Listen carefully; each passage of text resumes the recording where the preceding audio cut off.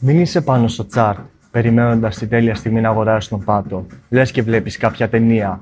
Δεν θα αγοράσεις ποτέ τον πάτο και να τον αγοράσεις απλά θα είναι καθαρά θέμα τύχης. Καλό είναι να έχεις ένα πλάνο από πίσω. Καλό είναι να χωρίσεις τα λεφτά σου σε 3-4 μέρη και να αγοράζεις όσο πέφτει. Κι ας είσαι 10% μείον. Δεν έχει σημασία. Άμα πιστεύεις κάτι ότι θα συνεχίσει την αγορά λόγω θεμελιώδη, τότε δεν έχει σημασία αυτό 10%. Έχει σημασία όμως να έχεις γεμάτο το πλουστάσιο σου με κεφάλαια, ώστε την κατάλληλη στιγμή που θα πέσει να αγοράσεις. Πολλοί κάνουν αυτό το λάθος, δεν είναι υπομονετικοί, δεν έχουν πλάνο και στη τελική μένουν εκτός αγοράς. Δεν είσαι επενδυτής αν δεν έχεις κάποιο πλάνο.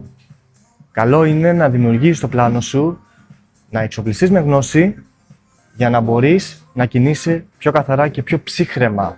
Αν θεωρείς ότι είσαι κολλημένος στο συγκεκριμένο κομμάτι, γιατί αυτό το κομμάτι είναι ψυχολογικό κυρίως, στείλε μήνυμα στη Λουμόρα ή στείλε μήνυμα σε μένα, ώστε να το δούμε με περισσότερη λεπτομέρεια. Γιατί ο καθένας στο συγκεκριμένο κομμάτι κολλάει για τελείως διαφορετικούς λόγους. Οπότε για τον κάθε ένα είναι τελείως διαφορετική αντιμετώπιση που χρειάζεται να έχει.